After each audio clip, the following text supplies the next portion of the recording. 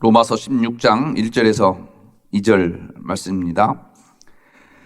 내가 갱그레아 교회의 일꾼으로 있는 우리 자매 베베를 너희에게 추천하노니 너희는 주 안에서 성도들의 합당한 예절로 그를 영접하고 무엇이든지 그에게 소용되는 바를 도와줄지니 이는 그가 여러 사랑과 나의 보호자가 되었음이라.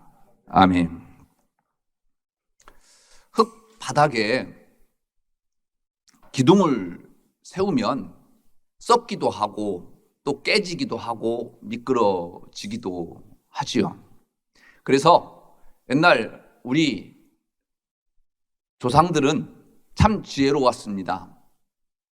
고택을 지을 때, 집을 지을 때 기둥 밑에 추춧돌을 받쳐놓고 지었죠. 하지만 자연에서 잘 다듬어진 돌을 주워서 추춧돌을 삼는다고 하더라도 울퉁불퉁한 부분이 있습니다. 옛 장인들은 추춧돌 위에 기둥을 넣기 위해서 단단한 돌을 어렵게 평평하게 하는 것보다도 자연 그대로의 그 돌을 가져다가 그 위에 올려놓는 나무를 잘 조화롭게 맞추어서 깎고 대패질해서 그 문제를 해결했습니다. 이렇게 추춧돌에 표면과 나무 기둥이 꼭 맞도록 기둥의 단면을 깎아내는 것을 무엇이라고 하는 줄 아십니까? 그랭이질이라고 합니다. 여러분들 보시는 저 사진과 같죠? 그랭이질이 잘된 기둥은 못이나 접착제 사용하지 않아도 쉽게 넘어지지 않고 단단하게 꼿꼿이 서 있습니다. 지진이 났을 때 추춧돌이 매끈한 돌이라고 하면 기둥이 밀려갈 수 있지만 울퉁불퉁한 추춧돌 위에 서 있는 기둥은 쉽게 밀리지 아니하고요. 오히려 울퉁불퉁한 그 부분이 나무를, 기둥을 붙잡아주고 버팀목이 되게 하지요. 바람이 강한 제주도 돌담들이 밀리지 않는 이유는 다르게 생긴 돌들끼리 아기를 맞추기 때문에 서로를 자연스럽게 지탱해주는 힘이 밀리지 않게 만듭니다.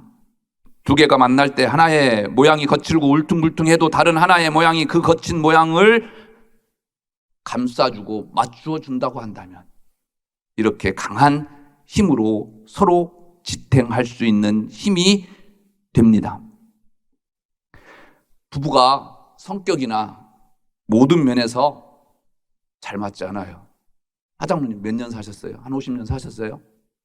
제가 볼 때 정말 죄송해요. 제가 볼 때 하장로님하고 최 권사님은 일도 맞는 게 없어. 하나도 안 맞아요. 송장로님도 마찬가지예요. 이장로님도 마찬가지예요. 어떻게 하나님은 그렇게 안 맞는 사람들과 함께 돕는 배필로 삼아주셨을까 할 때가 많아요. 저도 마찬가지예요. 결혼 초기에는요, 하나님 정말 원망 많이 했어요. 오늘 아내가 없으니까 3부 예배 때는 이런 말 못하지만 1부 예배 때는 시컷 할게요. 하나님 앞에 하필이면 이 여자입니까? 하필이면 목회할 사람이 이혼할 수도 없고 그렇지 않겠습니까? 그런데 장로님 그 어느 때보다 잘 살아요. 요즘 장로님 보면 그냥 최 권사님 말에 절대 순종해요. 그게 뭐예요? 그랭이질이에요. 그랭이질을 잘 하니까 하나도 맞지 않는데 울퉁불퉁한 것이 오히려 잡아주더라는 거예요. 성권사님이 이 장로님 잘 붙들어주더라는 거예요. 누가 봤을 때 안 맞아요. 어떻게 내가 생각해도 안 맞는데 이렇게 부부 생활을 잘 해오고 가정을 가꿀 수 있을까? 그 못난 부분이요. 서로를 이렇게 붙잡아 주더라는 거예요. 우리는 다름을 불평하고 다름이 틀림인 줄 알고 비난하며 살고 있습니다. 그러나 그 다름이 오히려 나를 지탱해 줄 수 있고 더 버티게 해줄 수 있는 힘이 된다는 것 기억하십시오. 이 그랭이질에요, 교회의 원리가 있어요. 교회에는 정말 다양한 분들 모입니다. 사회의 어떤 모임들은요, 내가 원하는 곳에 가면 돼요. 가입하면 돼요. 싫으면 탈퇴하면 돼요. 그런데 교회라는 것은요, 그렇지가 않아요. 다양한 사람들이 모입니다. 그래서 그 어떤 모임보다도 이 교회는 말들이 많아요. 트러블이 많습니다.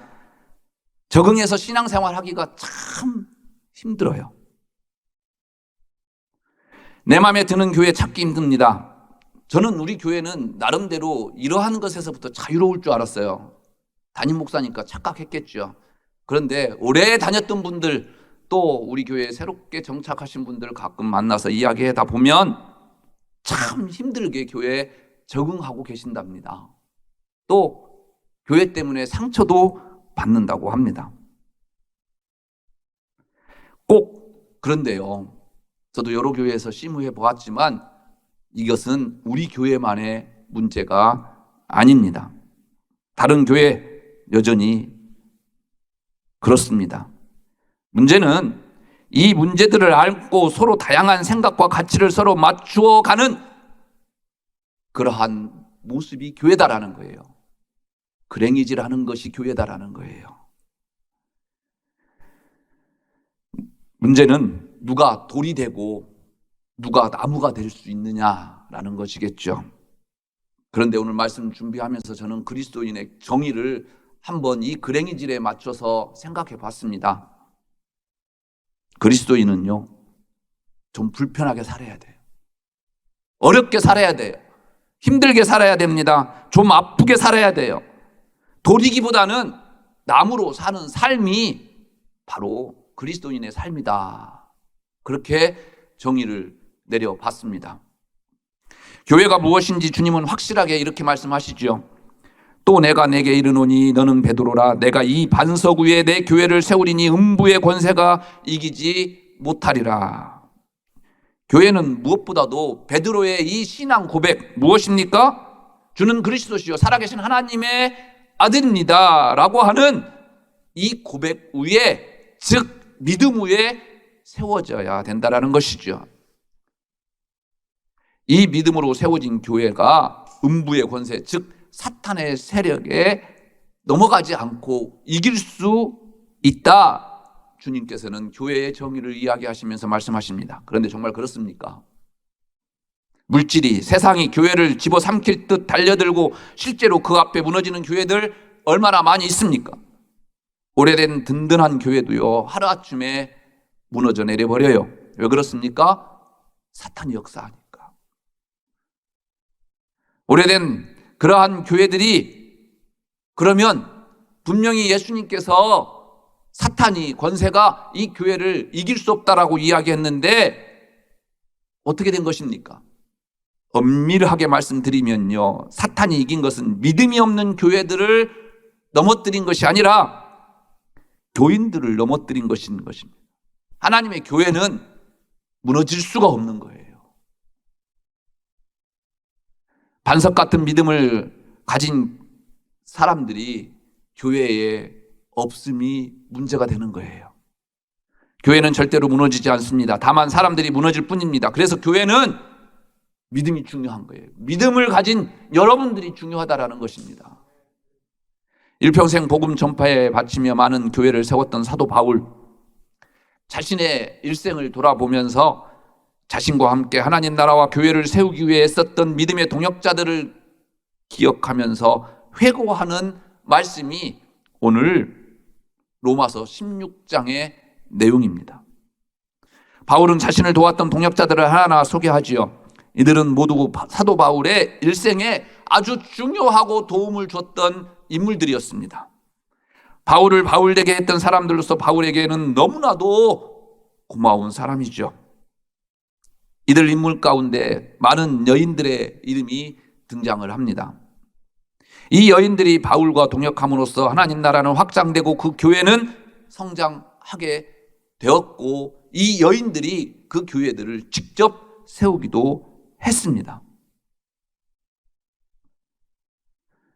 그래서 예수 그리스도의 복음은 온 세계로 뻗어 나갔습니다. 한국교회도 마찬가지입니다. 한국교회가 부흥하고 성공한 이유는 이 여인들의 눈물과 헌신이 있었다라는 겁니다. 그런데 참 아이러니하게도요, 한국 교회의 대부분의 장로님들은 남자들이에요. 여자 장로님들 별로 없어요. 우리 교회만 보더라도 여자 장로님들 단 한 분도 없어요. 다음 장로 투표에서는 제발 여자분들이 꼭 나왔으면 좋겠다, 담임 목사로서 그렇게 생각을 합니다. 물론 신앙생활에서 꼭 장로가 돼야 된다는 것은 아닙니다. 바울을 바울되게 했고 교회를 아름답게 하고 하나님 나라 확장시키는 데 앞장섰던 이 믿음의 여인들 가운데 오늘 저는 두 분을 여러분들에게 소개하려고 합니다. 먼저 베베입니다. 1절은 베베를 갱그레아 교회의 일꾼이라고 소개합니다. 갱그레아라고 하는 지명은 고린도에서 동남쪽에 약 11km 정도 밑에 있는 항구 도시입니다. 이 도시에 베베라고 하는 순결이다라는 뜻을 가진 믿음의 자매가 하나 있었습니다. 이 베베가 오늘 본문에 바울과 여러 사람의 보호자가 되어 주었다, 바울은 고백하지요. 베베가 바울을 구체적으로 어떻게 도와주었는지는 성경에 자세한 기록이 없어서 말씀드릴 수가 없습니다. 여러 가지 정황상 오늘 본문에 암시되고 있을 뿐입니다. 바울이 3차 전도 여행을 끝마칠 무렵 고린도에서 편지를 쓰지요. 그리고 이 베베라고 하는 여인에게 그 편지를 로마 교회에 갖다 주라고 한 편지가 로마서예요. 왜 썼습니까? 이제 3차 전도 여행을 마치면서 지금까지 수리아 안디옥이 이 바울의 선교의 기점이었는데 이제 죽을 날이 얼마 남지 않았음을 안 바울은 이제 땅 끝에 가서 복음을 전하고 싶었어요. 그 땅 끝이 스페인이에요. 그러면 이 스페인에 가려고 한다면 징검다리 교회가 하나 있어야 되는데 그곳이 바로 로마 교회라고 생각을 했어요. 그래서 그 로마 교회가 나를 선교사로 좀 파송했으면 좋겠다라고 쓴 편지가 로마서예요. 그래서 로마는 지금까지 자기의 경력과 지금까지 자기의 생각과 자기의 신앙을 잘 일목요연하게 써서 나는 이런 사람이니까 선교사로 파송해달라라고 해서 베베에게 그 편지를 주지요. 그러면서 베베를 청거를 해요. 이런 여인이 있는데 이러한 여인이 여러분들에게 귀한 섬김이 될 것이다 라고 이야기합니다. 왜 이 베베를 그 로마 교회에 섬기게 해달라고 부탁하는 것일까요? 당시 로마 교회는 엄청난 비약적인 성장을 하고 있었습니다. 그러나 아직 사도들이 그곳에 가서 예수 그리스도의 복음에 대해서 구체적으로 자세하게 체계적으로 가르칠 겨를이 별로 없었어요. 그러니까 바울에게는 너무나도 안타까운 것이죠. 빨리 자기가 가고 싶어요. 그런데 자기가 가기 전에 먼저 이 베베라고 하는 여인을 보낼 테니까 이 베베는 내 생각 잘 알고 예수 그리스도가 어떤 사람인 줄 알고 너희 교회를 더 든든하게 해줄 수 있는 그러한 사람이다 라고 해서 먼저 이 베베를 보낼 테니까 이 베베를 잘 대접해 달라라고 이야기합니다. 베베라는 자매가 바울을 구체적으로 어떻게 도와주었는지 알 수 없습니다. 그러나 오늘 로마 교회의 베베에 대해 부탁하는 내용과 그녀가 바울의 보호자가 되었다라고 하는 말씀을 통해서 간접적으로 얼마나 많은 도움을 줬는지 우리는 추론해 볼 수가 있습니다. 물론 사도 바울에게는 자신을 위해 목이라도 내어놓을 수 있는 아굴라와 브리스기라라고 하는 부부가 있었어요. 3, 4절 말씀에 나와요. 또 갈라디아서를 보니까 갈라디아 성도들이 어떻게 했어요? 바울에게 안질이 있어요. 눈이 안 좋았어요. 그런데 그들을 소개할 때 어떻게 소개합니까? 그들의 눈을 내게 빼어서라도 줄 수 있는 사람들이 바로 갈라디아 교회의 성도들이다. 이렇게 이야기합니다.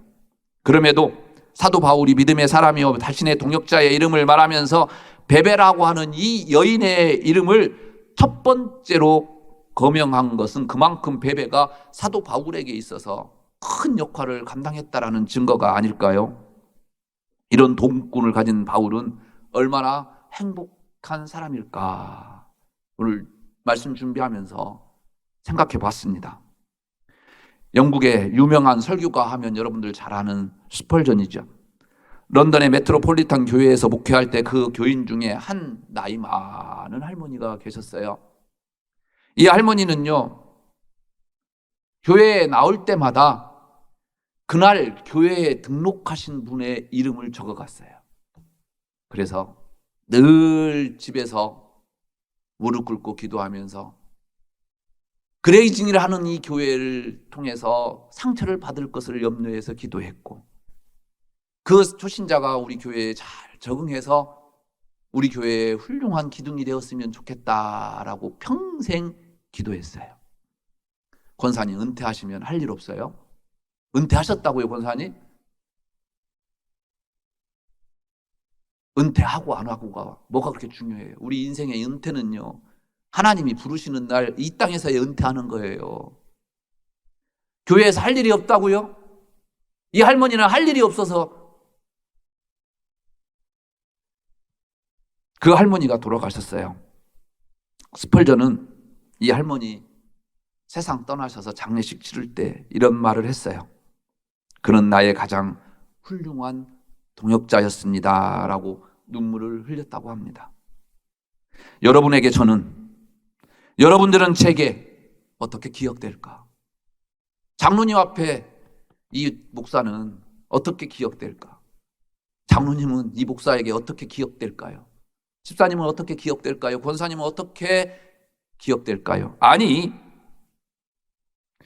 여러분과 제가, 여러분들을 알고 있는, 제가 알고 있는 모든 사람들에게 저는 이 할머니처럼 기억되었으면 참 좋겠다 생각해 봅니다. 그런데 이미 우리에게는요, 그런 분들이 있습니다. 그분은 바로 나를 친구 삼고 하시는 예수님이십니다. 사람이 친구를 위하여 자기 목숨을 버리면 이보다 더 큰 사랑이 없나니 너희는 내가 명하는 대로 행하면 곧 나의 친구라. 주님이 우리를 위해 하나밖에 없는 목숨을 주시면서 우리의 친구가 되신다고 하십니다. 그러니 우리에게는 나를 위해 목숨을 내어주는 친구가 있어요. 그러니 장로님 성공하셨지 않습니까? 장선생 성공했잖아요. 나를 위해서 목숨을 내걸 수 있는 친구 한 명이 있다는 것이요, 우리는 성공한 인생 아니겠습니까? 그런 주님이 우리에게 이런 요청하십니다. 내가 그런 친구가 된 것처럼 너도 서로 그 친구가 되어라. 베베와 같은 사람들을 통해 초대교회는 세워졌고 성장했고 복음은 전파되었습니다.